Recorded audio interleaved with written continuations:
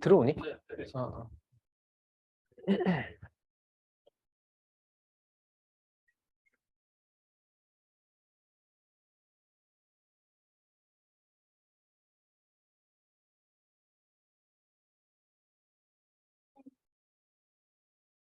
네, 그러면 오늘 강의 시작할게요. 지난 시간에 저희가 마지막으로 그 배우고 새로 시작했던 개념이 바로 이 모스펫이라는 디바이스에 대한 거였죠. 그래서 뭐 계속 강조하지만 요 이름이 그냥 사실 얘 동작 원리를 그대로 그냥 나타내고 있는 이름이라고 생각하시면 되고요. 그 다음에 저희가 제일 처음에 모스펫 디바이스를 소개할 때는 얘를 일종의 스위치를 대신하는, 그러니까 미케니컬 스위치 대신에 얘가 전기적으로 작용하는 그런 되게 아이디어한 스위치인 것처럼 제가 얘기를 시작을 했었는데, 근데 사실은 약간 들여다보면은 얘가 실제 스위치가 닫혔을 때 완전 아이디어한 쇼트 서킷이 아니라 걔 자체가 약간의 저항을 나타내는 그런 모델로 봐야 된다고 했었죠. 그래서 사실은 저희가 간단하게 해석을 할 때는 그럴 때는 그냥 S 모델로 하는데, 경우에 따라서 저희가 뭐 이게 어 나오는 출력값이 얼마가 나올지 뭐 정확하게 예측하고 그럴 경우에는 저희가 일부러 여기다 저항 성분을 넣은 그러한 SR 모델로 보통은 표시를 합니다. 그리고 뭐 이거는 그러니까 저희가 하는 내용 자체에 대해서는 상관이 없겠지만 어떻게 보면 사회적으로 계속 아니면 기술적으로 결국엔 우리가 뭐 반도체 경쟁을, 그러니까 반도체 기술에서의 경쟁을 한다고 할 때 뭐 여러 가지 팩터들이 있지만 그 중에 하나가 결국에는 얼마나 그 하나의 그러니까 주어진 공간 내에 아니면 어떤 주어진 면적 내에 얼마나 많은 디바이스를 거기다 넣을 수 있냐.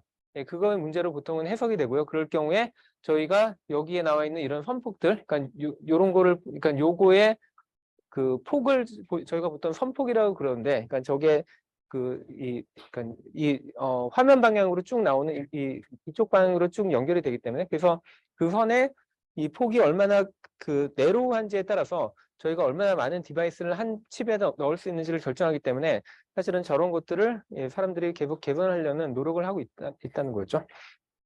그리고 그게 사실은 어떤 면에서는 무어의 법칙이라고 하는, 이게 가능했던 게 이 선폭을 계속 줄이기 때문에 뭐 얼마에 한 번씩 뭐 메모리의 그 용량이 늘어나고 뭐 그런 얘기를 할 수 있었던 거죠.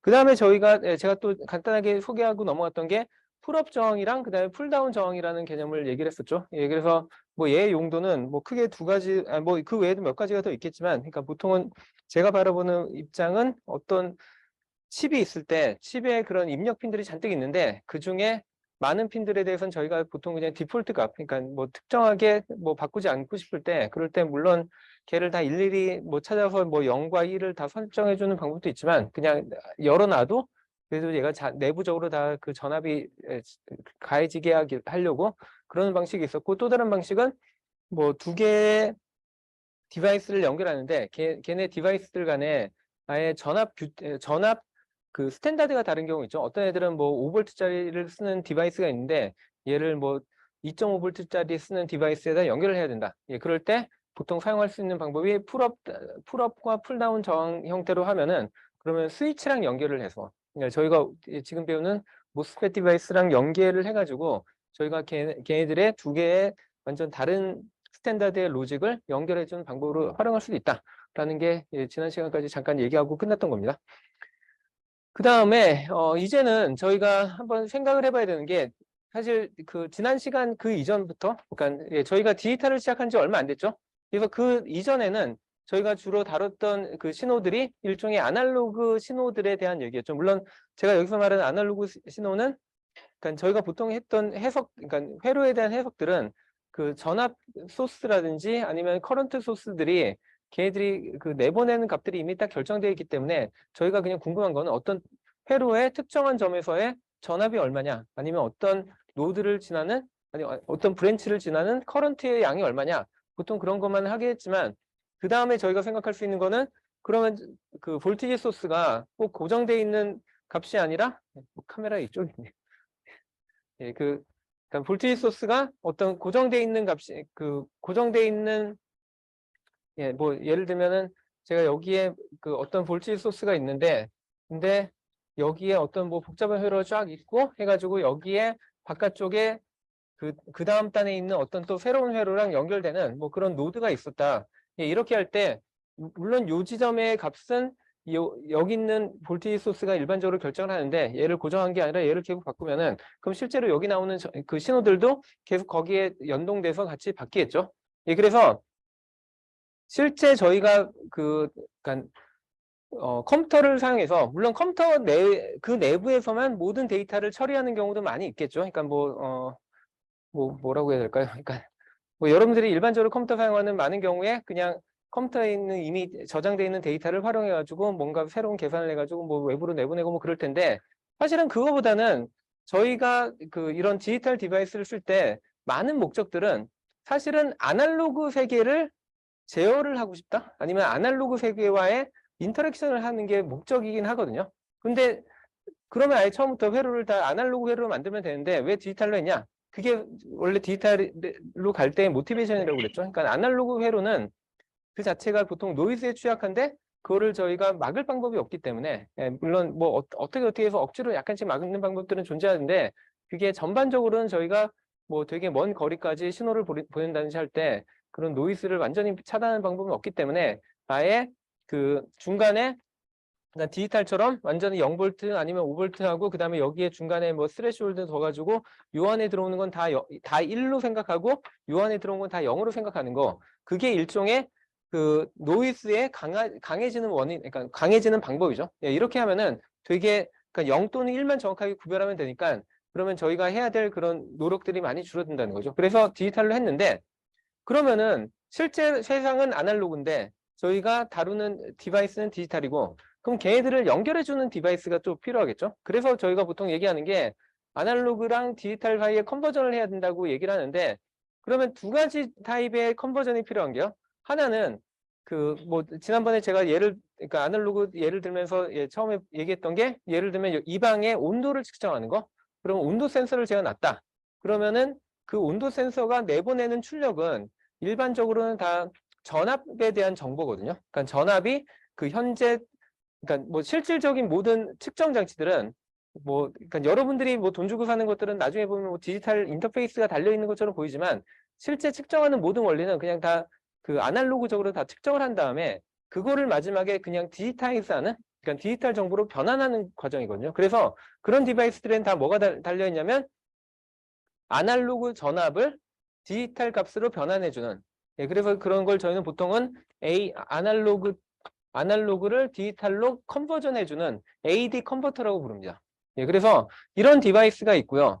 그 다음에 거꾸로 제가 뭔가의 외부에서의 정보를 잔뜩 받아서 그거를 가지고 뭐 정보를 처리하겠죠. 뭐 예를 들면은 제가 어떤 그러니까 뭐 간단한 뭐 로봇 제어다 하더라도 그러니까 아니면은 뭐 로봇 제어 하나만 아니면은 뭐 자율주행차 뭐 그런 걸 한다 했을 때 외부에서의 모든 정보는 사실은 다 아날로그 정보잖아요. 뭐 그거를 여러분들이 나는 카메라 쓰니까 걔는 뭐 디지털 정보야 라고 할 수 있을지 모르겠지만 사실은 카메라도 다 작동하는 원리는 그 안에 다 픽셀들이 있어가지고 픽셀이 외부에서 들어오는 빛의 세기를 다 감지를 하고 그게 일단은 전압 정보로 바뀐 거를 다시 그거를 이런 AD 컨버터를 통해 가지고 다 디지타이즈 하는 거거든요. 그래서 여러분들이 생각하는 뭐 어떤 디바이스도 그러니까 처음부터 디지털로 나오는 그런 디바이스는 없습니다. 다 아날로그 정보로 먼저 바꾼 다음에 그거를 다시 디지털 정보로 바꾸는 게 일반적이긴 하고요. 그래서 뭐 자율주행을 한다. 뭐 예를 들면 다시 그 얘기를 생각해봐도 외부에서의 다양한 신호들이 있는 거죠. 뭐 그냥 그런 카메라 이미지도 있겠지만 뭐 거리를 측정하는 뭐 라이다 같은 거 그런 거를 다 통해 가지고 아니면 뭐 다양한 그러니까 뭐 라이다 같은 형태도 있지만 뭐 아니면은 다른 식으로도 저희가 얼마나 근처에 뭐가 있는지 그런 걸 측정하는 그러니까 그런 원리들은 되게 많기 때문에 걔네들 통해서 다 정보를 받으면은 그 전체적인 정보를 통합해 가지고 판단을 해서 그 다음에 뭐를 해야 되냐면 실제로 뭐 그러니까 바퀴를 돌린다든지 아니면은 감속을 한다든지 가속을 한다든지 추가적인 액션을 취해야 되잖아요. 그때부터 사실 걔네들은 다 같이 아날로그죠. 그러니까 저희가 자동차를 더 빠르게 하는 거, 그게 뭐 디지털로 하는 것처럼 보일지 모르겠지만 그냥 인터페이스가 디지털일 뿐이고 실질적으로는 얘가 디지털 정보를 이제는 전압 정보로 바꾼 다음에 그 전압 정보가 실제 뭐 바퀴를 더 빠르게 간다든지 아니면 바퀴를 다른 방향으로 튼다든지 그거에 대한 신호를 만들어내는 겁니다. 예, 그래서 그럴 경우엔 거꾸로 저희가 그러니까 그 결국에 아날로그 신호가 뭐 외부에서 막 이런 이상한 신호가 들어오면은 얘를 먼저 그러니까 디지털 정보로 바꾼 다음에 그 다음에 저희가 생각하는 일반적인 컴퓨터라든지 그런 디지털 디바이스들이 다 신호를 처리하고 난 다음에 마지막으로 다시 그러니까 여기서는 디지털인 거죠. 이쪽 도메인에서는. 네, 그러다가 다시 여기에 아날로그 신호로 내보내야 그래야지 외부와의 어떤 인터랙션이 되는 거죠. 그래서 이럴 경우에 사용하는 거는 디지털 투 아날로그 컨버전에서 DA 컨버터라고 부릅니다. 네, 그래서 이런 디바이스들이 있어야지만 여러분들이 생각하는 모든 일들이 사실은 이루어지고 있는 거예요.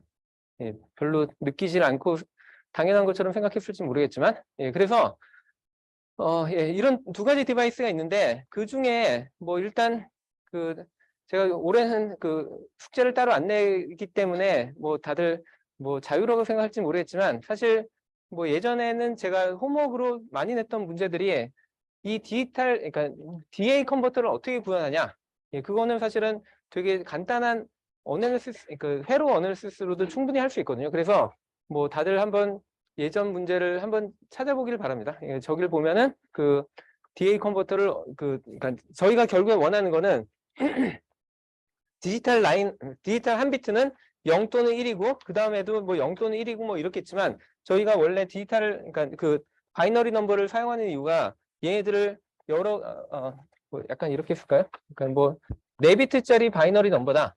예, 그러면은 얘가 나타낼 수 있는 모든 조합은 0000부터 뭐 1111까지니까 0에서부터 15에 해당되는 숫자잖아요.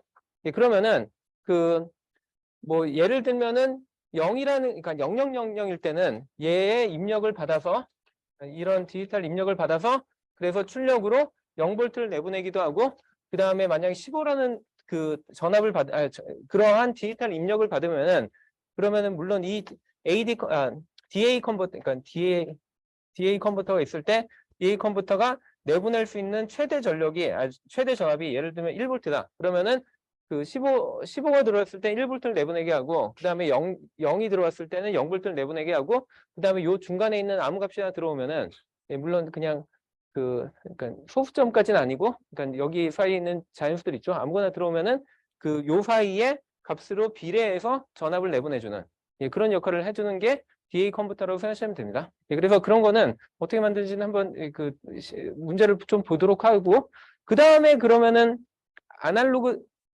그 AD 컨버전은 어떻게 하냐라는 뭐 질문할 수 있는데 얘는 뭐 얘도 역시 구현하는 방법이 좀 다양하긴 했는데 뭐 제가 볼 때는 그리고 요즘에는 제일 많이 사용하는 방법이 뭐 SAR 그 Successive Approximation Register라는 개념인데 제가 이 얘기를 약간 좀 설명을 하는 이유는 딴 게 아니라 이게 그 저희가 뭐 그 컴퓨터에서도 사용하는 뭐 알고리즘들하고 되게 유사한 개념이 있어가지고 그래서 그걸 잠깐 소개를 하도록 하겠습니다. 그러니까 여기서 말하는 게 그 뭐라고 생각하면 되냐면 방제 이걸 지웠네.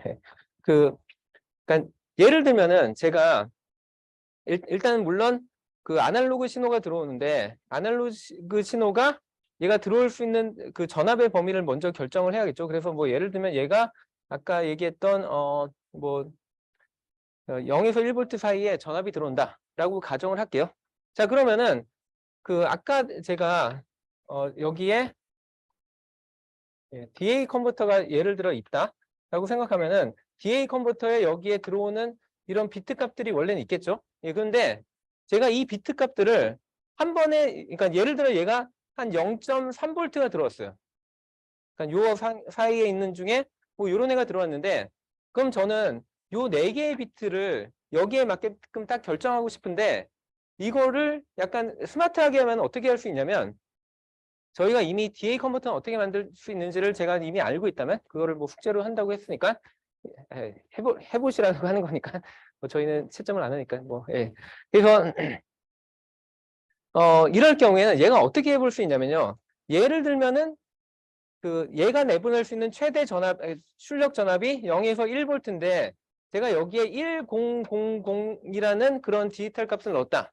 그럼 이때 나와야 되는 출력 전압은 얼마 정도 돼야 되죠? 0.5볼트 정도 나와야겠죠.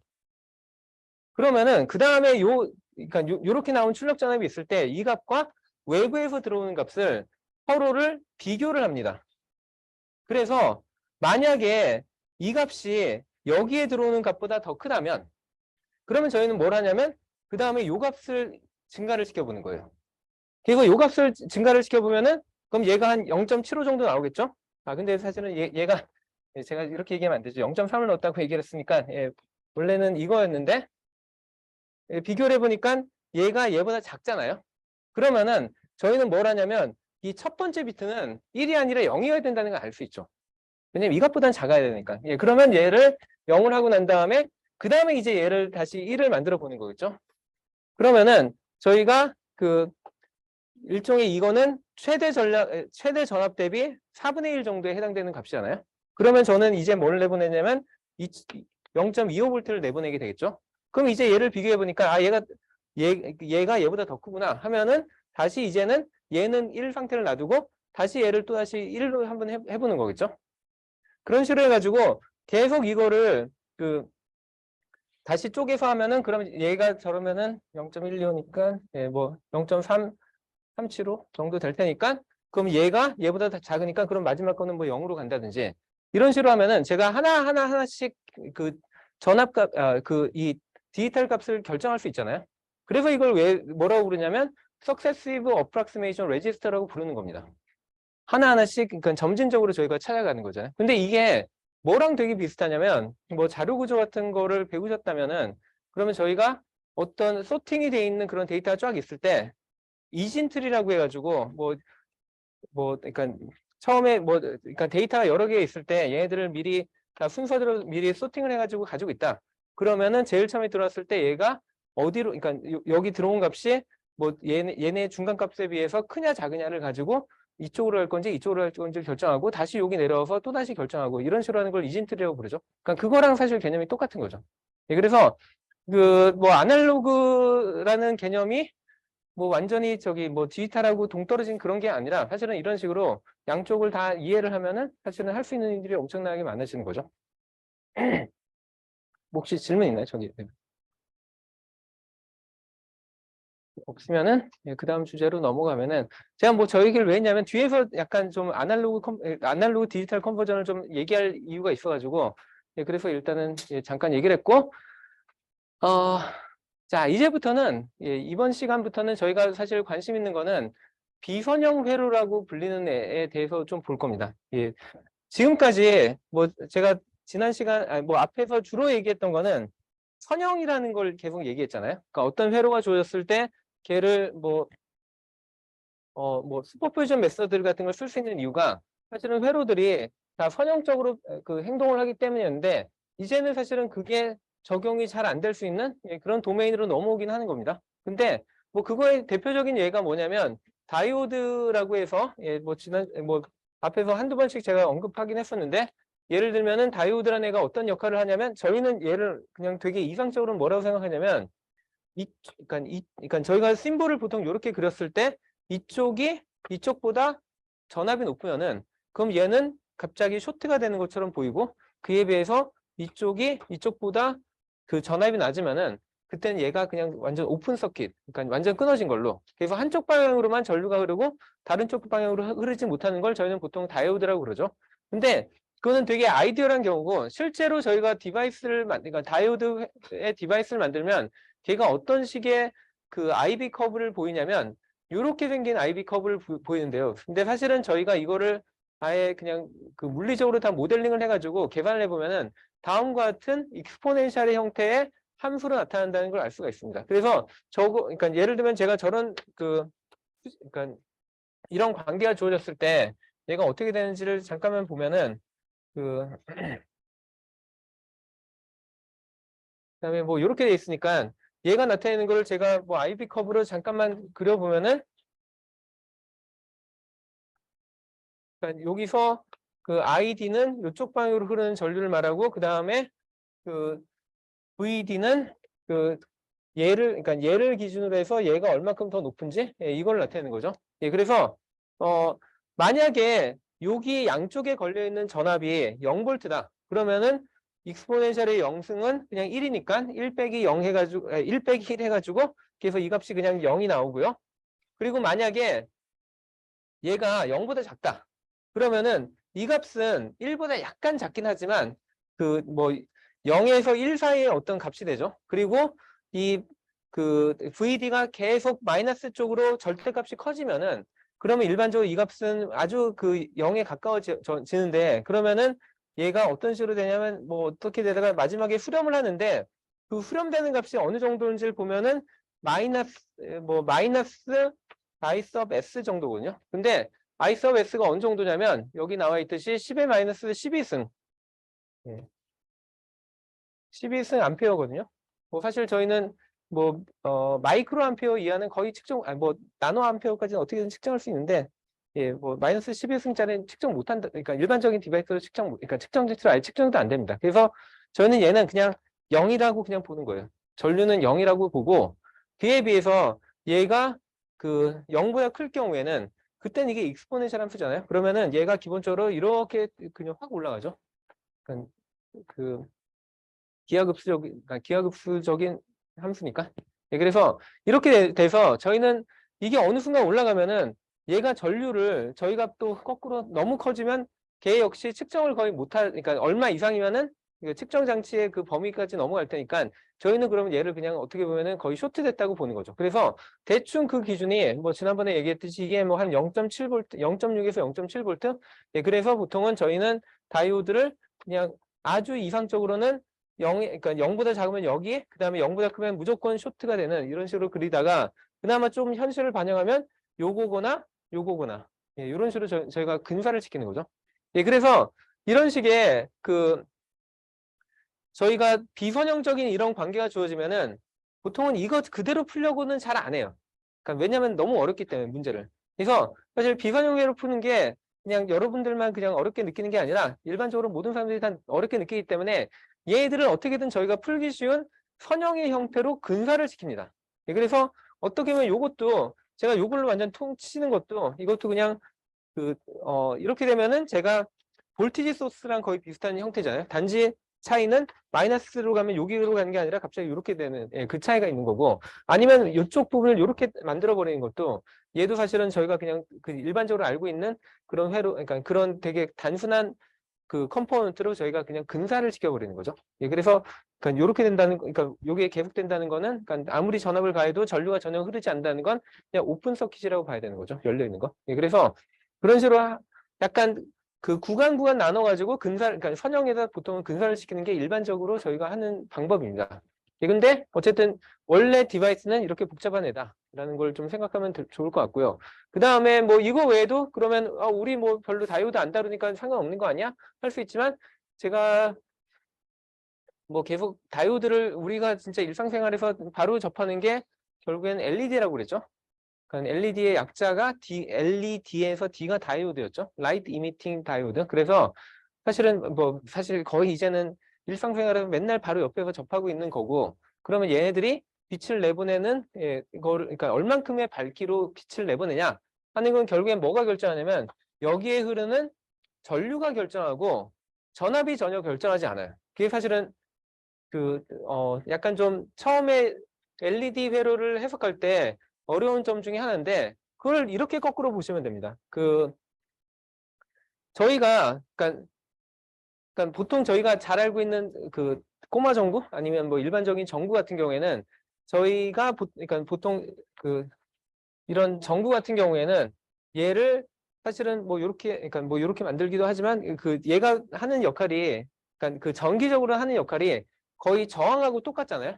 그러다 보니까 저희는 보통 얘가 사용하는 전력이 거의 그 빛으로 변환된다고 그냥 대충 가정을 했을 때 뭐 완벽하게는 안 되겠지만 그럴 경우에 저희는 얘가 사용할 그 전력은 결국에는 볼티지랑 커런트인데 일반적으로 볼티지가 이 양쪽에 걸리는 볼티지가 커지면은 커런트도 같이 커지는 거를 그러니까 이게 저항이기 때문에 그걸 다 알기 때문에 그래서 보통은 얘를 그냥 뭐 R분의 V 제곱 뭐 이런 식으로 해가지고 우리가 그 전구가 가지고 있는 저항을 알고 있으면 그러면은 그 전압에 비례해서 그러니까 밝기가 커진다. 정확하게 전압의 제곱에 비례해서 커진다라고 얘기할 수 있잖아요. 근데 다이오드는 그렇지 않습니다. 다이오드 그렇게 생각하면은 얘는 정말 낭패인 게 제가 그래서 지금 이 얘기를 계속했는데 아까 얘를 그나마 좀 현실에 가깝게 근사를 시키면 뭐가 된다고 했냐면 0.7V 이하에서는 전류가 전혀 흐르지가 않다가 0.7V 되는 순간 전류가 그냥 맘대로 흐를 수 있거든요. 아무 값이나. 그런데 저희가 어떤 디바이스가 이런 디바이스가 사용하는 그 전력이라고 하는 거는 그러니까 파워라고 하는 거는 볼티지 곱하기 커런트잖아요. 근데 여기서 이제 더 이상 볼티지는 여기 오면은 거의 변하지가 않거든요. 뭐 약간 변하긴 할 텐데 실제로는 익스포넨셜이니까 거의 우리가 측정하지 못할 정도로 변하기 때문에 얘는 거의 고정이에요. 그럼 파워는 누가 결정하나요? 커런트가 그냥 결정하는 거예요. 그래서 저희는 그 LED 해석할 때는 얘는 커런트가 밝기를 결정하는 디바이스라고 해석을 하고 시작을 해야지 저거를 그 얘처럼 이거 저항 아니야? 라고 생각해가지고 저항처럼 계산하면은 그러면 완전히 다르게 해석된다는 겁니다. 그러면은 거꾸로 그 제가 예전에 숙제로 그러니까 예전 숙제 중에 하나고 뭐 예전에 어떤 학생이 질문도 올렸었던데 한번 제가 원래 그 수업 시간에 잘 안 풀어줬는데 잠깐만 한번 풀어줘 보면은 자,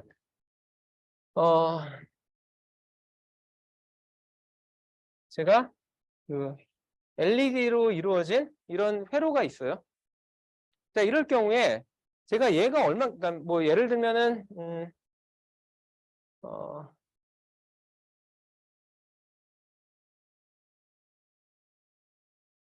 뭐 얘의 저항을 제가 뭐 예를 들면 한 0.35ohm이라고 할게요. 예, 그 다음에 제가 여기다가 1V에 어떤 예, 어떤 이런 그 볼티지 소스를 가했다. 예, 그러면은 이때 얘가 그러니까 뭐 그리고 제가 뭐 보통 내는 문제의 그 얘기가 뭐 예를 들면 얘의 파워는 그 결국에는 저희가 뭘 알고 있냐면 아까 얘기했듯이 일단 볼티지가 고정되면은 그러면 그냥 예, 전류의 양이 결정되니까 그러면 이 LED가 내보내는 그 빛의 세기도 사실은 그냥 전류가 결정하거든요. 그러면은 이럴 경우에 여기에 얼만큼의 전류가 흐를 건지 예측을 해보라고 저는 보통은 얘기를 하는 편인데 자 그런데 아까 얘를 나는 저기 보통 빛내는 애들은 그냥 저항으로 생각하니까 얘에 대한 저항값을 어떻게든 구하려고 해가지고 계산하면은 예, 그러면 계산 안 되고요. 얘 어떻게 계산해야 되냐면 아까 얘기했듯이 얘는 사실은 그 뭐 한 0.7V 정도에서 예, 사실은 이게 화장에 따라 그러니까 빛의 그 컬러에 따라서 여기 스레시홀드 값이 달라집니다. 그래서 이거는 그냥 제가 그냥 예제로 그냥 하는 그러니까 값이고 예, 근데 뭐 예를 들면 제가 이거를 뭐 0.7V에서 이렇게 되는 다이오드를 그러니까 LED를 줬다라고 하면은 여러분들이 이걸 어떻게 해석해야 되냐면 저희가 일단 얘가 정상적으로 전류가 흐르기 시작했다라고 가정을 하면은 그러면 거꾸로 저희는 여기와 그러니까 여기 터미널과 여기 터미널 사이에 전압 차이가 얼마가 돼야 된다는 걸 알고 있죠? 0.7V. 예. 그게 사실은 시작점입니다. 그래서 이게 0.7V이기 때문에 저는 여기서 그러니까 여기를 그라운드로 했을 때 이게 1V인 거 알아요. 그리고 여기가 0.7V인 거 알면은 여기에 양쪽에 걸리는 전압 차이는 얼마죠? 0.3V. 그래서 0.3V가 0.35ohm을 지나고 있다. 그러면 얼만큼의 커런트가 흘러야 되죠? 1A. 예. 이런 식으로 해석해야 돼요, 이거. 예. 그래서 그 뭐 약간 저기 디지털 회로 같은 것들 보면은 LED 연결하는데 저희가 보통 어떤 식으로 많이 연결을 하냐면 약간 그런 약간 실험 수업을 아마 아직은 안 들어가지고 잘 모를 경우가 많을 것 같긴 한데 그러니까 보통 저희가 디지털 디바이스에서 얘가 출력을 내보내는 애가 뭐 0V 또는 그러니까 0 또는 1인 거에 따라서 뭐 각각의 핀들이 0V 그러니까 0V 또는 뭐 5V를 내보내는데 근데 요 핀이 지금 0V를 내보내는지 5V를 내보내는지 눈으로 빨리 확인하는 방법 중에 하나가 여기다 그냥 다이오드 그러니까 LED를 다는 방법이거든요. 근데 이런 거 할 때 회로들 보면 항상 이렇게 연결 안 해요. 항상 요 사이에다가 뭐 335, 뭐 그 정도를 연결하거든요. 근데 이걸 왜 연결하냐면 방금 전에 얘기했던 이것 때문에 그래요. 왜냐면은 얘는 5V를 내보내려고 하는데 얘는 전압가가 이미 고정돼 있거든요. 그럼 그 차이를 누군가가 흡수를 해줘야 되는데 그게 누가 해주냐면 얘가 하고요. 그러면은 제가 얘의 값을 바꾸면은 뭐가 결정되냐면 예를 들면 제가 얘의 저항을 절반으로 줄였다. 그러면은 커런트가 2배가 되겠죠? 그러면 그만큼 2배가 밝아지는 거예요, LED가. 그래서 사실 이 값 보통 결정하는 게 밝기 얼마 할 건지 그 값, 그러니까 이걸로 결정을 합니다. 그러니까 이게 완전히 그 개념이 달라지는 거죠. 저희가 일반적인 그 정부 가지고 하는 거랑. 그래서 이런 게 필요하다라는 거고. 딴 얘기를 너무 많이 했네요.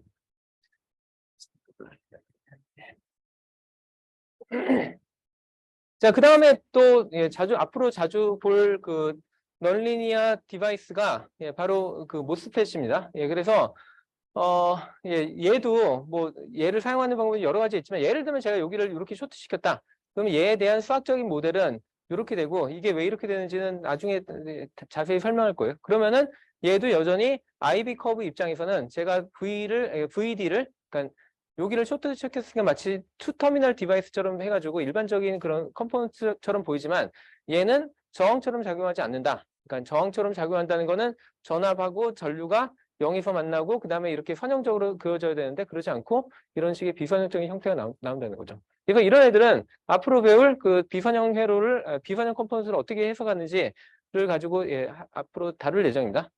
자, 그래서 저희가 앞으로 할 거는 방금 얘기했듯이 일단은 챕터 4에 있는 비선형 회로를 어떻게 하는지를 몇 가지 예를 가지고 좀 볼 예정이고요. 오늘은 주로 이 2가지를 할 거고 저희가 이거에 좀 익숙해지면 그럼 다시 그 모스펫 디바이스로 돌아가는데 제가 지금까지는 모스펫 디바이스가 하는 역할을 뭐라고 했냐면 주로 스위치 역할을 한다고 했잖아요. 근데 모스펫 디바이스가 그것만 있는 게 아니라 제가 아날로그적으로 얘기를 하면은 증폭기에 해당합니다. 여러분들이 증폭기를 뭐 생활에서 직접 쓰는 일이 뭐 별로 없을 수도 있지만 예를 들면 이런 거죠. 이거 제가 지금 여기다가 하고 있으면은 막 크게 들리잖아요. 이게 바로 앰프죠. 그러니까 앰프 같은 게 다 증폭기로 만들어지고 그 다음에 뭐, 뭐, 예를 들면 여러분들 그 컴퓨터에 있는 뭐 스피커라든지 이어폰? 그런 애들 다 그 안에 증폭기가 들어있어가지고, 그래서 다 그 작은 신호를 크게 증폭해가지고 여러분들 귀로 다 들을 수 있는 거잖아요. 그래서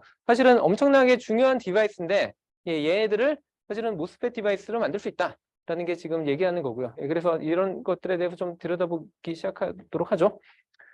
자, 그래서 저희가 이제는 한번 그러니까 비선형 엘리먼트를 가진 그런 회로를 한번 해석을 해보려고 하니까 아까랑 약간 비슷한 상황이에요. 아까처럼 저희가 여기에 그 어떤 그 볼테이지 소스를 넣고 그다음에 여기다가 저항 R을 달고 그다음에 여기다가 다이오드가 아니라 저희가 모르는 어떤 디바이스를 달았다라고 해서 제가 그냥 D라고 부를게요. 그리고 아까랑 뭐 비슷할 수도 있는데 얘네들의 전압을 뭐 여기를 VD라고 하고 그다음에 여기를 흐르는 전류를 VID라고 이렇게 부르겠습니다.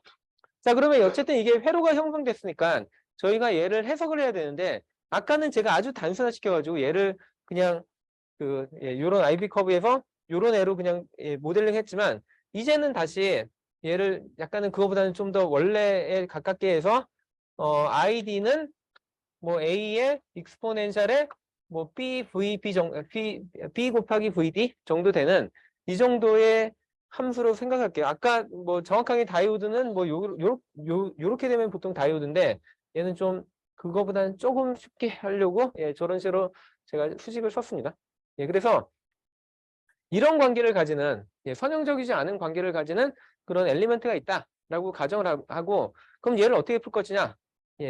그러면은 일단 여전히 여기에는 저희가 그 노드 어널리시스는 작용을 하거든요. 노드 어널리시스는 걔는 꼭 선형이어야지 작용하는 게 아니라 비선형에도 아니면 정확하게는 그 키르호프의 그 전류의 법칙은 그 꼭 얘가 선형이어야지만 적용되는 게 아니라 비선형에도 다 적용이 되니까 여기에 있는 노드에 대해서 저희가 한번 어널리시스를 해본다고 할게요. 자, 그럼 뭐 지난번에 저희가 노드 어널리시스 할 때는 주로 얘를 그냥 E라고 했었는데 저희가 이미 얘에 걸리는 전압을 VD라고 부르기로 했고 제가 여기를 이미 그 그라운드 시켜버렸으니까 그럼 저는 여기에 전압이 다르게 쓰면 그냥 VD라고 쓸 수 있는 거죠. 그래서 E라고 쓰지 않고 그냥 VD라고 쓸게요. 여기 VD다 하고 그 다음에 노드 어널리시스를 저희가 어떻게 했냐면 요 한 점에서 나가는 모든 커런트를 다 더해서 걔가 0이 되는 게 노드 어널리시스의 한 노드에 대한 그 수식이죠. 다르게 얘기하면 KCL, 그 키르호프의 전류의 법칙. 그래서 여기서 여기로 나가는 거는 제가 여기에 전압을 V라고 명시를 해놨으면은 그러면 여기서 여기에 나가는 전류는 어떻게 계산하면 되죠? V-VD를 R로 나누면 그러면 이게 이쪽으로 나가는 전류가 되죠. 맞죠? 그리고 자, 이제 이쪽으로 나오는 전류를 계산을 해야 되는데 이제는 여기에 문제가 생겼죠. 왜냐면 얘가 그렇게 그 저항처럼 이렇게 단순하게 계산할 수 있는 애가 아니잖아요. 그래서 아직은 모르겠으니까 그냥 이렇게 쓸게요. 어떻게 써야 될지 몰라서. 그래서 이렇게 쓰면 되고 그 다음에 얘랑 동시에 만족해야 되는 지금 제가 요거를 요렇게 그러니까 요렇게 모델링 했을 때 실제로 비헤이브는 뭐 요렇게 나오고 이게 약간 말이 안 되는 그런 회로긴 한데 왜냐면 플러스 전압을 가했는데 전류는 반대로 흐르고 있고 뭐 그래서 그냥 저런 애가 있다라고 그냥 가정만 하겠습니다.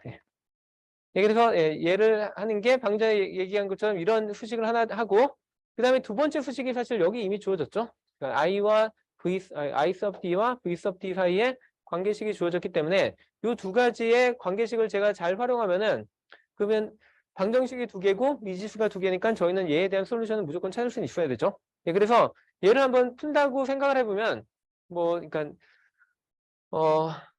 그럼 얘를 어떻게 풀 거냐를 생각해 보면 되잖아요. 그러면은 얘를 푸는 가장 단순한 방식은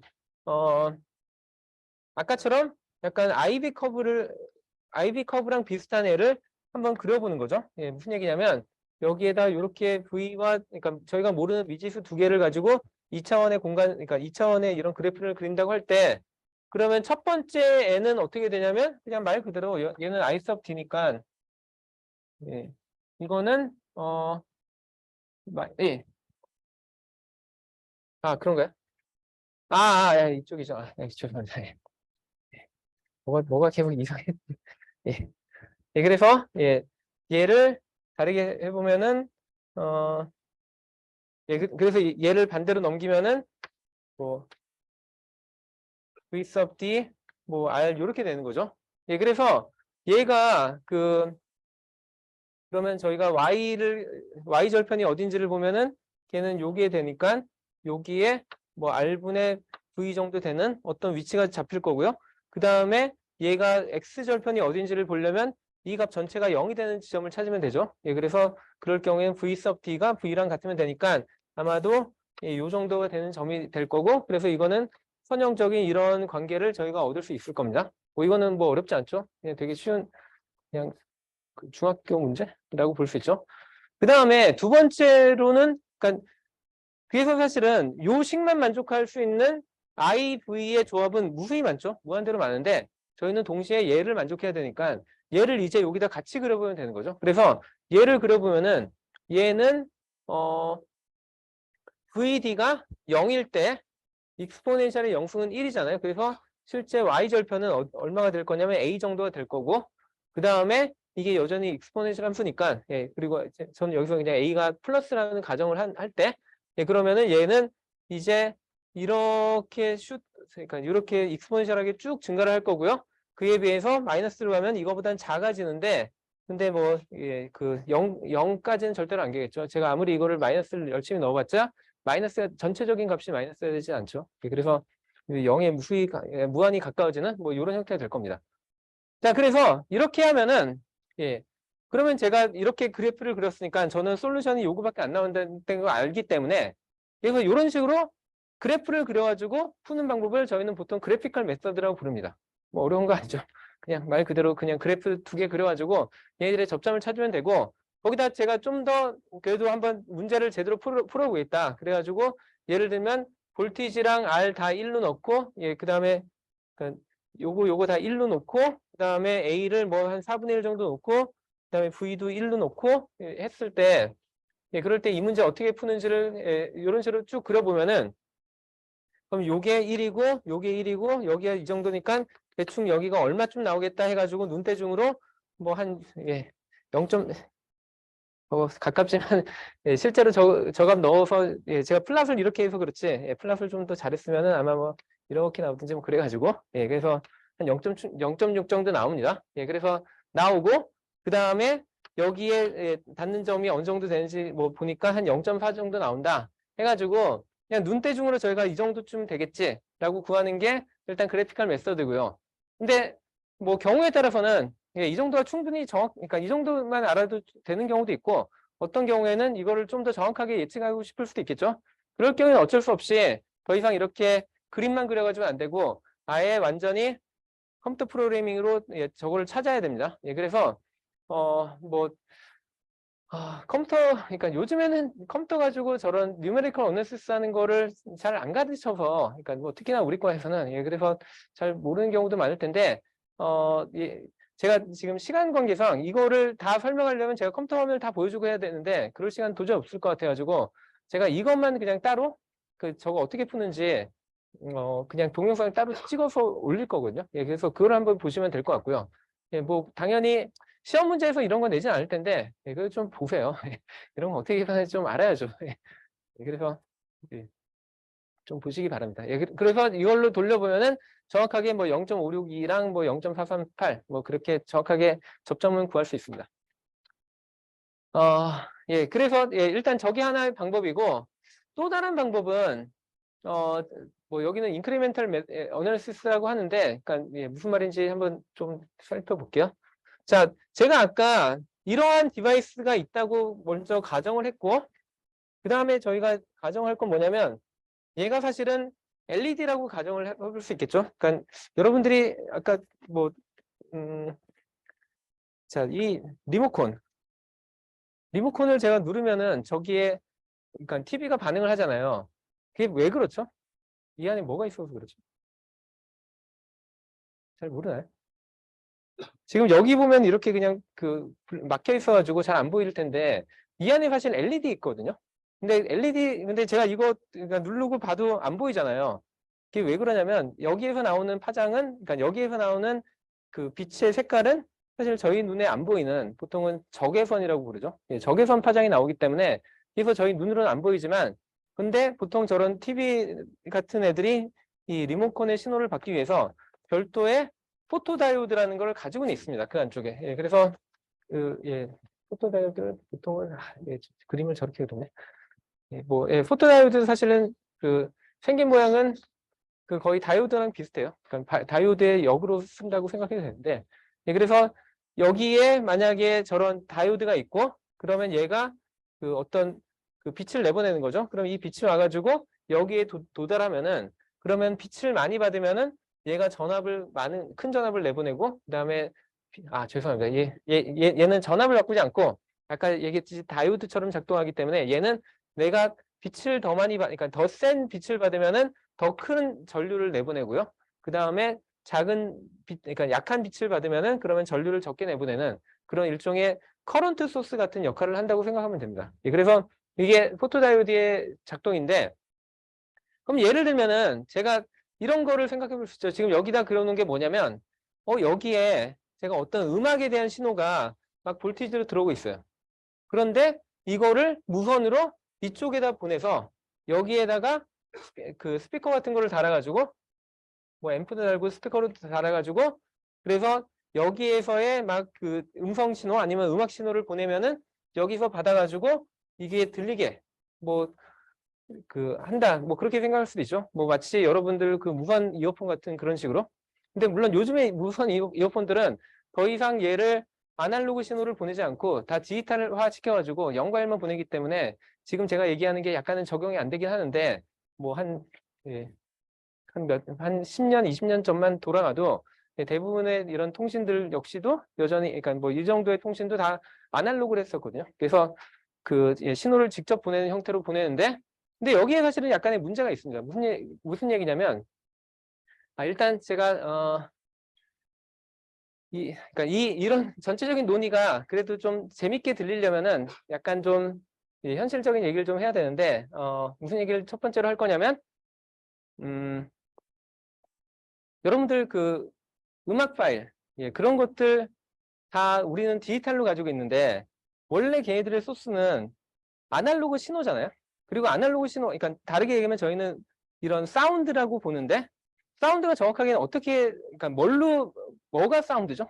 그러니까 어떤 현상이 사운드로 우리한테는 들리는 거죠? 공기가? 예, 공기가 진동하는 거죠. 예, 그래서 사실 제가 뭐 이런 거를 퉁 쳤을 때 소리가 나는 이유도 사실은 다르게 얘기하면 여기 있는 물질이 제가 치는 순간 그 충격 때문에 그 진동을 하고 있고 그 진동이 여기 근처에서의 그 공기의 압력을 사실 바꾸는 거죠. 왜냐면 이렇게 어떤 공기가 딱 밀도가 있는데 얘가 갑자기 막 바꾸면은 그럼 얘가 갑자기 밀도가 높아졌다 낮았다 높아졌다 낮았다 하고 그럼 그게 파동으로 전파가 돼가지고 여러분들 귀까지 들리는 거잖아요. 예, 그래서 그 모든 그런 소리는 다 그 음파인데, 그러니까 음파고 다르게 얘기하면 이게 진동인데, 그럼 컴퓨터가 그걸 어떻게 기록을 하죠? 네, 뭐 여러분들은 보통 컴퓨터에다가 음성을 녹음하려면 뭘 쓰죠? 아, 녹음기 프로그램 말고, 그러니까 디바이스로 마이크를 쓰죠. 예, 예, 마이크 같은 이런 거. 예, 그러면은 마이크의 원리가 뭔지를 한번 생각을 해봐야 되는 거잖아요. 사실 마이크랑 스피커는 아주 그냥 간단하게 하면 똑같은 원리를 역으로 활용한다고 생각하면 되는데, 먼저 그러면 그 스피커의 어떻게 되는지 다시 한번 생각해 보면, 저희는 뭐를 원하냐면, 얘를 제가 쳤을 때 바이브레이션을 하듯이, 근데 바이브레이션을 하는데 제가 원하는 형태로 바이브레이션을 하기를 원하는 거잖아요. 그러면은 보통 스피커를 만드는 뭐 요즘엔 약간 다르게 만들 수도 있을 텐데 예전에 주로 만드는 방식은 보통 이렇게 되게 얇은, 그러니까 다이어프램 뭐 보통 그렇게 불러가지고 얇은 그 판이 있고, 예, 보통 까만색으로 돼 있죠. 그 저희가 스피커 큰 거 보면 막 다 까맣게 돼 있잖아요. 예, 그래서 되게 얇은 판인데 그 뒤에다가 저희가 뭐 예를 들면 자석 같은 걸 닫아놓고 그다음에 이 자석 주변에다가, 그러니까 이 자석이 있고 그다음에 그 주변에다가 제가 이렇게 코일을 감아 놓으면은, 그러면 여기에 전류가 흐르면은 그럼 요 안에 자기장이 생겨가지고 얘를 잡아당기기도 하고 밀기도 하는 거죠. 그러면 얘의 전류를 빠르게 변화시키면은 얘가 같이 진동을 하니까 그게 사실은 그 저희가 그 귀로 듣는, 아니면 지금 제가 말하는 게 다 이 그 스피커를 통해서 여러분들한테 가는 원리는 다 저 다이어프램을 다 진동시켜서 가는 거죠. 그럼 거꾸로 제가 말하는 게 그, 그 마이크를 통해서 거꾸로 들어가는 것도 사실 얘랑 거의 유사한 원리입니다. 뭐 마이크에는 보통 뭐 이렇게 다이어프램까지는 안 넣을 것 같은데, 예, 걔가 제가 들어오는 음성이 결국엔 여기에 어떤 애를 진동을 시키는 거고, 그러면은 거꾸로 제가 아까는 얘를 그 액추에이션을 시키기 위해서 일부러 전류를 흘렸는데 그러지 않고 가만히 있다 하더라도 여기에서 이 자석이 계속 움직이면은 그럼 그것 때문에 여기에 기전력이라고 해서 보통은 그 패러데이의 법칙에 의해서 전압이 생기죠. 그럼 그 전압을 저희가 컴퓨터로 측정을 하면 되는 거죠. 근데 전압은 아날로그 값인데 아날로그 값을 컴퓨터로 어떻게 바꾸죠? 아까 처음에 했던 거에 AD 컨버터를 쓰면 되는 거죠. 그래서 제가 열심히 이런 말하는 애들이 다 AD 컨버터로 그 디지털 값으로 변환이 돼서 여러분들이 듣는 뭐 MP3 파일로 다 그러니까 다 그런 식으로 저장이 된 거죠. 그리고 제가 거꾸로 듣고 싶다 하면은 그 컴퓨터에 저장되어 있는 그러니까 그 정보를 다 디지털로 된 정보를 결국에는 첫 번째로 뭘로 바꿔야 되죠? 무슨 신호로? 전류의 신호로 바꿔야 되죠. 전류를 이쪽으로 보낼 건지 반대로 보낼 건지, 그리고 얘를 얼마나 세게 보낼 건지 얼마나 약하게 보낼 건지. 그래서 그때는 뭐가 필요하다? 물론 제가 그 전류를 바꾼다고 했는데 보통은 그 전에 제일 먼저 바꾸는 거는 전압으로 바꾸고, 전압을 전류로 바꾸는 건 쉽잖아요. 그래서 그 디지털 값을 전압으로 바꾸는 걸 아까 뭐라고 했죠? 무슨 컨버터라고 불렀죠? 예, DA 컨버터라고 불렀죠. 그러니까 디지털 투 아날로그 컨버터. 예, 그래서 그런 애들을 쓰면은 저희가 여러분들이 항상 사용하는 그런 음악을 듣는 디바이스에 음악을 다 듣게 해주는 거죠. 자, 그래서 뭐 원리는 그런데, 근데 여기에서 이런 거를 그냥 원리를 생각할 때 어떻게 잘못하면은 저희가 원하지 않는 결과들도 나올 수 있기 때문에 그런 상황들이 어떤 거가 있는지 한번 볼게요. 제가 아까 얘를 그냥 간단하게 설명을 하면서 얘가 어떤 센 빛을 내보내면 그러면 얘가 그거에 비례하는 더 센 전류를 만들어내고, 그다음에 얘가 약한 빛을 내보내면은, 그러니까 인텐시티라고 보통 부르는데, 예, 이렇게 인텐시티가 낮아지면은 그럼 낮은 전류, 그다음에 인텐시티가 높아지면 높은 전류 나올 테니까 그걸로 저희가 이런 스피커를 얼마든지 작동을 시킬 수 있을 거고요. 그럼 제가 거꾸로 원하는 거는 제가 이미 그 어떤 소리에 대한 정보가 이렇게 전압의 형태로 가지고 있어요. 그러면은 제가 그냥 단순하게 생각하면은 그러면 내가 이게 전압을 가지고 있으니까 얘를 여기다 가해가지고 그래서 그때 그러니까 뭐 제가 여기에 걸리는 전압은 실질적으로는 거의 똑같다고 했지만, 그러니까 거의 고정된다고 했지만 그거는 그 되게 큰 전압의 변화에 대해서 얘기를 하는 거고 이런 식으로 작은 전압의 변화에 대해서는 얘도 여전히 그 후식을 따라 가지고 얘가 커지면은 얘도 커지고 뭐 얘가 작아지면 얘도 작아지는 그런 식으로 어느 정도 비례하는 관계가 나타나거든요. 근데 문제는 그 비례가 선형적이진 않다는 거죠. 저는 여기서 뭐 정확하게 뭐 이런 신호를 내보냈는데 얘가 받아줄 때가 아니라 얘가 내보낼 때는 파워가 정확하게 저 신호에 비례하지 않고 익스포넨셜하게 비례할 수도 있다는 겁니다. 근데 이게 그게 왜 문제가 되냐면 어, 얘를 이제 제가 한번 그려볼게요. 얘의 관계가 요거를 그냥 간단하게 그려보면은 VD랑 그 다음에 ID가 이렇게 있을 때 그러면은 얘가 익스포넨셜 함수라는 게 뭐 요렇게 되는 애라고 생각할 수 있죠. 자, 그러면은 제가 여기에 전압 신호로 제가 원하는 딱 원래 신호를 잘 가지고 있어요. 근데 만약에 그 신호가 그리고 제가 예를 들면은 이렇게 변하는 신호예요. 예쁘게 안 나오네. 예쁜 사인의 커브를 좀 더 크게. 사인 커브를 제가 아주 예쁘게끔 잘 안 되지만 이 정도는 예쁘다고 생각하고 이렇게 만들었어요. 여기서 이렇게 되게 깨끗한 신호를 보내면 그러면 얘가 여기 나오는 파워가 어떻게 바뀌는지를 한번 생각을 해볼 텐데 자, 뭐 여기서 일단 0볼트에서 시작을 하면은 그러면 내보내는 전류의 크기는 이만큼이 되죠. 그래서 제가 시간에 따라서 이게 시간인데 어, 이게 시간인데 이럴 경우에 요게 있을 때 여기에 나가는 전류의 크기를 여기다 플랫을 해볼게요. 시간에 따라서. 그래서 여기 점일 때는 전류가 한 이 정도 그러니까 한 이쯤이고 그 다음에 얘가 증가를 하면은 그러면은 그때 해당하는 만큼 계속 전류가 늘어나겠죠. 그래서 얘가 이 정도 그 전압이 이 정도 되면은 그럼 한 이쯤까지 왔다고 했을 때 전류가 이 정도 흐르니까 그 얘가 여기까지 쭉 올라갈 거예요. 그러고 난 다음에 다시 여기로 내려가면은 그러면 이 전류의 양이 그러니까 거기에 대응해서 점점점 줄어들 테니까 한 이쯤까지 잘 내려왔어요. 문제는 제가 이제 마이너스로 갔는데 마이너스로 가는 순간 차이가 없죠. 전류의 출력되는 그러니까 여기에 전류의 차이가 거의 없기 때문에 얘는 거의 뭐 이렇게 될 겁니다. 그러다가 다시 그러니까 여기 한참 동안은 그냥 이렇게 약간의 그 그러니까 약간 뭐 더 멀리 가면 더 전류가 약간 내려가겠지만 큰 차이 없이 이렇게 되다가 다시 여기 오면은 얘가 이렇게 되고 다시 안 내오고 뭐 이런 식으로 되는 거죠. 그럼 저는 원래 가지고 있던 신호가 얘를 중심으로 이렇게 예쁘게 하고 있는데 얘가 내보내는 전류의 양은 이 전류의 양은 마치 뭐 이런 식으로 왜곡이 되는 거죠. 그러면은 아까 얘기했듯이 얘가 내보내는 빛의 세기는 결국에 전류에 비례한다고 했잖아요. 그러면은 그러니까 그 전류에 따라서 얘가 이걸 받으면은 얘가 만드는 신호는 이렇게 왜곡이 되는 거죠. 자, 이게 뭐 별거 아니라고 생각하시는 분들은 뭐 굳이 저기 비싼 저 이어폰 같은 거 쓰실 필요 없죠. 그래서 한번 저희가 그거를 저기 얼마나 심각한 왜곡이 될 수도 있는지를 한번 생각을 해볼 건데 그러니까 이런 신호랑 이런 신호로 바뀌었을 때 실제로 여러분들이 이거를 얼마나 민감하게 생각할지 한번 해보면 이 강의실에서 그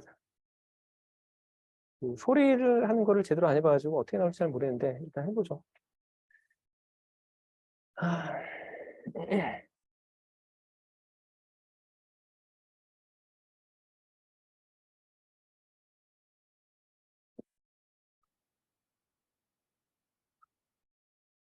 제가 여기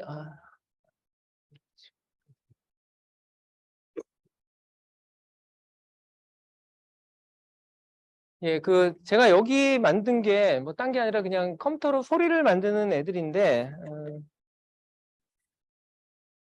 제가 이거 줌으로 아마 소리가 들리면 될 텐데, 음, 제가 여기 보여주려고, 뭐, 이거는 디테일한 거는 이거는 제가 또 별도의 동영상을 약간 녹화를 해놔가지고, 그거를 뭐 보고, 그러니까 코드가 어떻게 되는지를 궁금하면 해보시면 될 텐데, 제가 여기서 그러니까 들려주고 싶은 거는 소리가 왜곡될 때 그게 얼마나 불편한지 아니면은 괜찮은지를 한번 그냥 보자는 겁니다. 그래서 어 이거는 그냥 저희가 컴퓨터로 사운드 디바이스를 제어할 때 필요한 뭐 그런 커맨드라고 보시면 되고요. 제가 여기서 하려는 게 결국에는 이게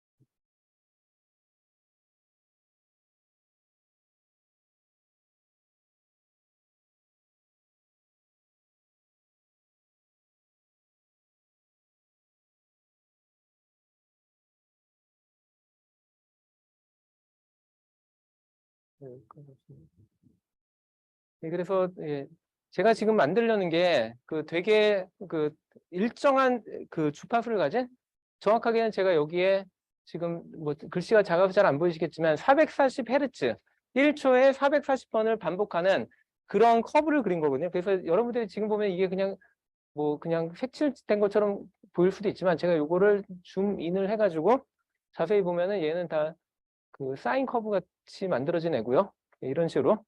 그래서 저런 애를 제가 실제로 소리를 내면은 무슨 소리가 들리는지 한번 보자는 거죠.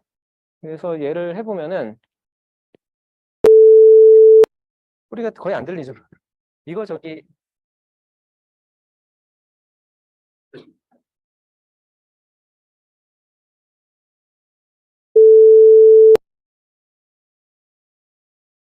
이 이거 저기 음, 여기 앰프를 얘 출력을 내보낼 수 없나?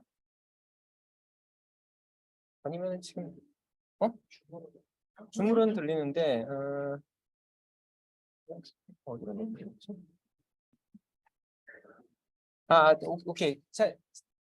차라리 그렇게 하지 말자. 지금 방자에 딴 데 출력으로 돼 있어가지고 되는데 응? 저건 이게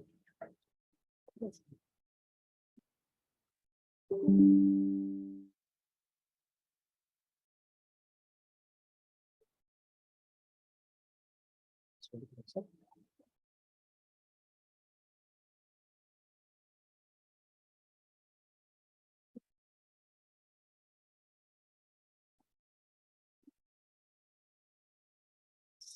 너무 큰 거 아니야? 어? 노트북에서 아니 근데 내가 지금 출력을 방향을 바꿨는데 이게 지금 나가는 거야? 저쪽에서 나와요? 그러면 그쪽에 스피커를 어떻게 좀 근데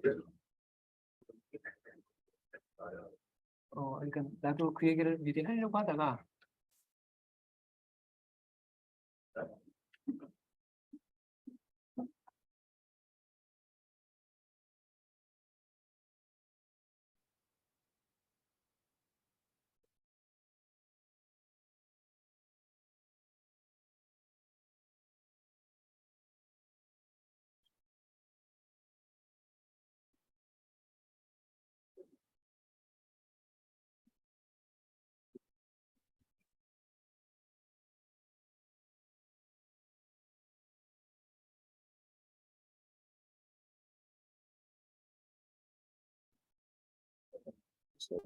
볼까?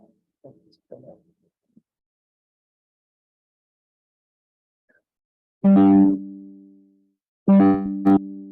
좀 낮출 수 있나? 뭐.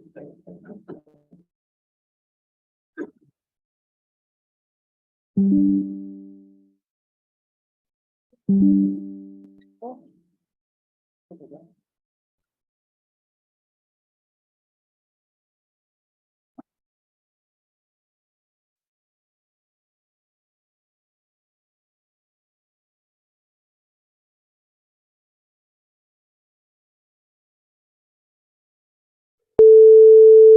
정도가 나오는데 지금 방금 전에 나온 사운드가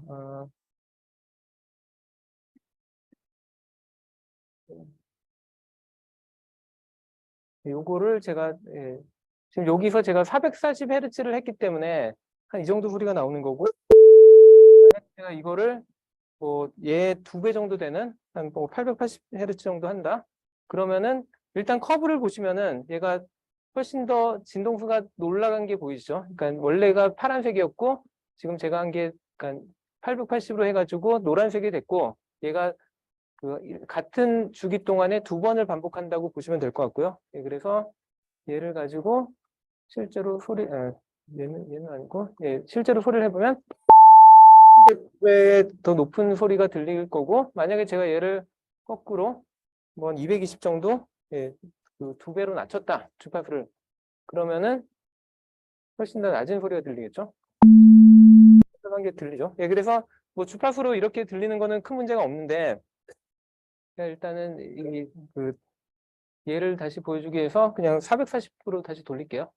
그러니까 440Hz짜리가 그러니까 얘는 지금 저희가 되게 깨끗한 그 사이누소이달 딱 진짜 사인 커브 그거를 지금 듣고 있는 건데 얘가 만약에 왜곡이 됐다 이건 왜곡이 안 된 거고 그다음에 제가 일부러 왜곡을 시키는 방식이 하나는 여기처럼 플러스일 때는 그냥 원래 그 크기를 유지하는데 만약에 마이너스로 내릴 땐 다 0으로 해버렸다 그러면 얘가 어떻게 되는지 얘 한번 틀어보면은 약간 차이가 나죠. 그러니까 이게 지금 여기가 잘렸기 때문에 그래서 소리가 완전 다르게 들리고 아까 처음 거를 다시 가보면은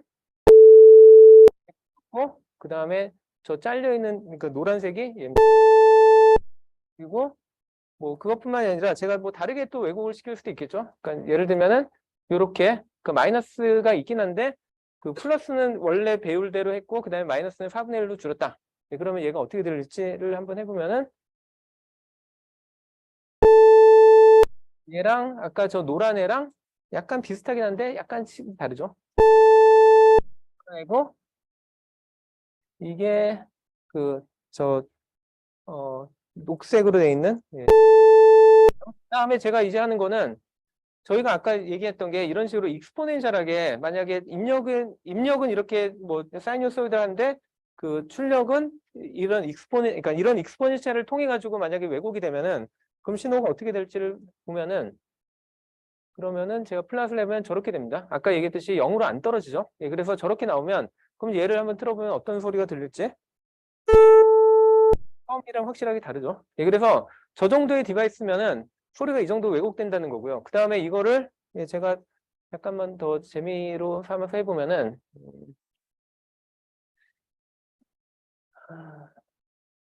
네. 그러니까 지금 제가 보여드린 거는 다 그 제가 합성해낸 소리잖아요. 근데 그게 아니라 예를 들면 제 목소리를 할 수도 있는 거죠. 그거를 아까 얘기했듯이 결국에 첫 번째 얘가 사용하는 거는 AD 컨버터를 사용하는 거죠. 제 목소리를 디지털로 바꾸는 거니까. 그래서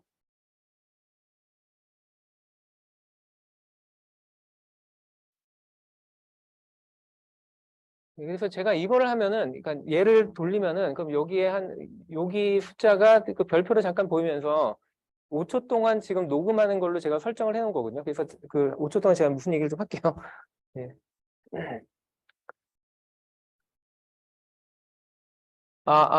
마이크 시험 중. 마이크 시험 중. 그래서 이게 녹음이 됐고, 그 다음에 이거 그러니까 데이터 처리 좀 한 다음에, 그다음에 실제로 얘를 플러스 제가 좀 할 건데, 여기다 이제 제 목소리를 플러스 해볼게요, 방금 거를.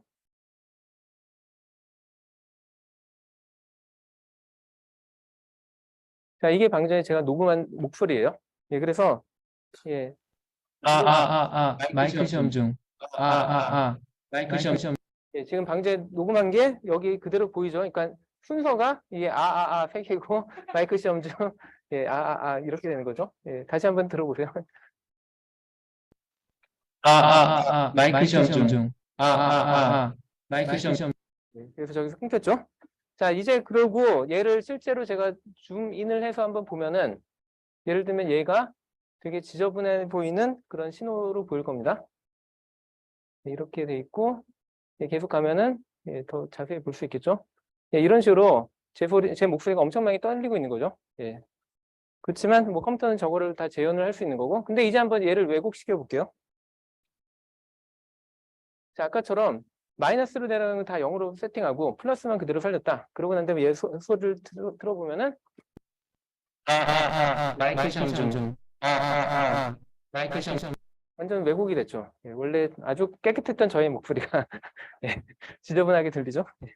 그 다음에 이번에는 저기 아까처럼 익스포넨셜 함수로 가는 저기 같은 저런 식으로 왜곡을 한번 시켜보면은 자, 이걸 제가 플랫을 했는데 지금 안 보이는 이유가 뭐냐면 제가 익스포넨셜 함수로 만들었잖아요. 그러니까 쟤는 지금 뭐 굳이 따지자면은 훨씬 더 높은 여기 플러스 위쪽으로만 되기 때문에 저렇게 보이는 것 뿐이고 그래서 얘를 한번 틀어보면은 마이크 시험 중. 마이크 시험 중. 오히려 얘는 아까 제가 0에서 자른 것보다 좀 나은 게 얘는 그래도 약간 살아있긴 하거든요. 그런데 왜곡은 된 거죠. 그래서 아까 얘기했듯이 저 정도의 디바이스를 쓸 것이냐 말 것이냐는 돈을 더 낼 것이냐 말 것이냐의 문제라고 볼 수 있습니다. 저런 문제를 해결하는 디바이스냐 아니면은 아니냐라고 생각할 수 있고, 그 다음에 제가 약간 좀 더 극단적인 왜곡을 하기 위해서 얼마나 극단적으로 뭐 참고로 저는 뭐 그런 고가의 뭐 이어폰에 돈 쓰는 거 정말 싫어요. 저는 왜 그런지 모르겠어요. 그래서 얘는 제가 일부러 플러스일 때는 원래 그대로 갖고 마이너스일 때는 9를 반대로 하고 4배인가 5배를 일부러 증폭을 시켜 5배 정도 그런 식으로 해가지고 이렇게 되면 어떻게 되는지 마이크 시험 중. 마이크 시험 정도로. 그래서 왜 우리가 저런 것들을 신호를 선형적으로 만들어야 되는지에 대한 모티베이션은 충분히 보이는 거죠. 그래서 저희가 그거를 어떻게 하는지를 얘기를 하자는 겁니다. 그러니까 이 수업이 뭐 다들 억지로 듣긴 하겠지만 실생활에 도움이 되는 거예요.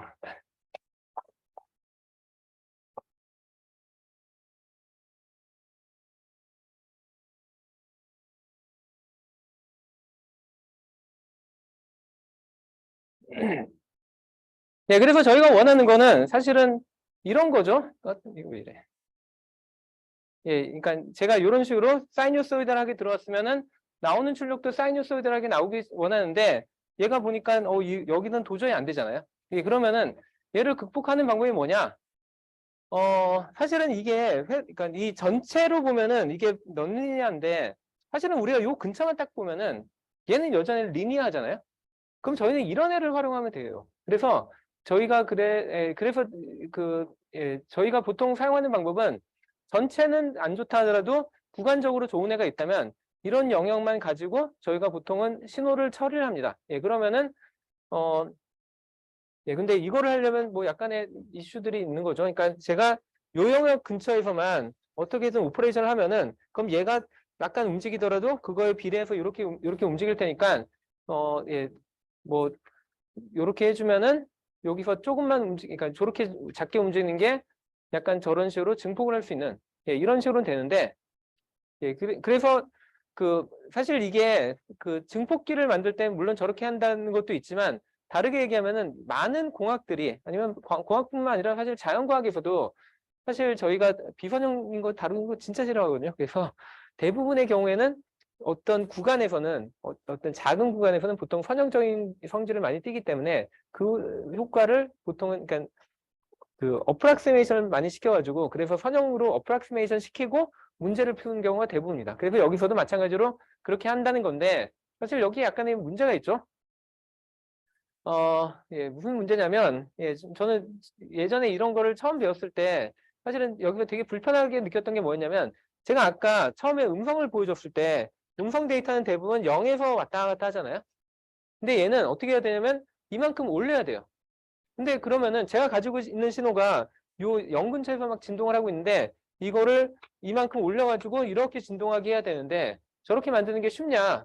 어려워 보이잖아요. 근데 사실은 그렇게 어렵지는 않은 게 물론 이거를 어널리시스를 제대로 하려면은 그 뒤쪽에서 나오는 커패시터를 제대로 배워야 되는데 그냥 간단하게 힌트만 주면은 예, 그러면은 저희가 이런 어떤 신호 볼티지 소스가 있을 때 예를 들면은 제가 이쪽 그러니까 얘는 원래 그 요 근처에서 막 이러고 있는 애였는데 얘를 그 0이 아니라 어떤 그 좀 더 높은 전압 근처에서 이렇게 가게 바꾸겠다 하면은 제가 여기에 해당되는 평균점 있잖아요. 그 점을 먼저 예, 일단 얘를 없다고 생각하고 제가 만약에 여기에 뭐 예를 들면 5V를 하고 그다음에 여기다가 그 5V 하고 그다음에 이렇게 해서 뭐 여기다 R1, R2를 이렇게 만들면은 이걸 보통 저희는 뭐라고 그러죠? 볼티지 디바이더라고 그러죠. 예, 그래서 얘를 어떤 비율에 따라서 나눌 거잖아요. 그러면 얘를 어떻게 하면 되냐면 제가 여기 맞추고 싶은 요 평균 값을 요 값이 나오도록 얘네들의 비율을 조정해 가지고 먼저 맞춰 놓고 난 다음에 그다음에 실제로 제가 더 하고 싶은 애가 있으면 여기다가 요 사이에다가 이렇게 커패시터라는 거를 달아주면은 그러면 실제로 얘가 그 보통 그러니까 얘가 완전히 0볼트가 그러니까 아무런 신호가 없을 때는 정확하게 요것만 쭉 나오다가 얘가 막 진동하기 시작하면은 그때부터 요만큼이 위아래로 움직입니다. 예, 그래서 이런 식으로 더해줄 수도 있고요. 반대로 제가 또 해줘야 되는 게 뭐냐면 그 아까 그러니까 증폭을 하기 위해서 제가 원래 0 근처에 있는 애를 일부러 이렇게 올렸는데 그러고 난 다음에 다시 얘를 뭐 재생을 하겠다. 그러면 다시 또 0 근처로 내려줘야 되잖아요. 그러면 그 내려주는 것도 사실은 얘가 원리가 되게 비슷한 게 요거 대신에 뭐 요런 식으로 해가지고 이런 식으로 해주면은 평소에는 얘가 0볼트처럼 보이다가 그러니까 왜냐면 이렇게 쇼트가 됐기 때문에 근데 여기에서 신호가 들어오면 그것까지 같이 흔들려서 그래서 0 근처에서 이런 식으로 다시 진동하는 그런 신호로 변환이 가능합니다. 예, 그래서 왜 우리가 커패시터를 배워야 되는지 알겠죠? 나중에. 예, 그 얘기를 나중에 할 거고 예, 오늘은 시간이 다 돼가지고 일단 여기까지만 하고 예, 마치도록 할게요.